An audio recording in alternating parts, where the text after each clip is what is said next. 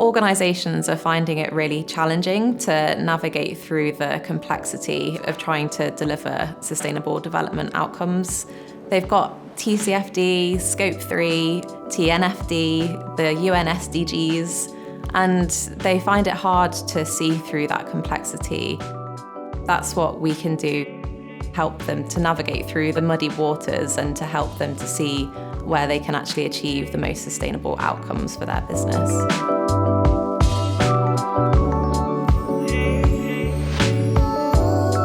We know that the biggest sustainability impacts of an organisation tends to fall within their wider value chains. So it's really critical for us to start to get an understanding of an organisation's Scope 3 and value chain carbon footprint to at least help them to understand the shape of what their emissions look like and where to focus their efforts going forward. It's often a balancing act of making sure that you have good enough data to be able to track and monitor your progress towards net zero, but making sure that you're not spending all of your time and effort gathering data when you could be making actual emissions reductions. The most important thing is to start to get an idea of the shape of your emissions, because then you can start to see where you're most exposed and where you can make the biggest impact towards net zero. Carbon is only part of the climate story. It's just as important for clients to understand what their climate risks and opportunities are. To identify key risks, we would look at different climate scenarios in the countries that the organisation sources from to see how the climate is projected to change.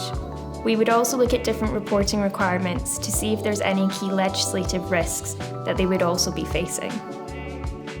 Part of working for an international consultancy is being able to reach back to colleagues globally to understand some of these potential impacts in more detail from a local perspective. Understanding nature is still an emerging area for many organisations, and there's a number of angles and aspects for them to consider.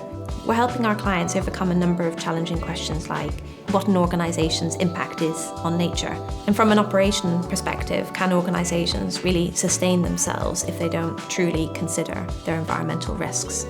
Large financial institutions are also starting to incorporate nature into decision making, so access to funding in the future will be more difficult without considering nature in design.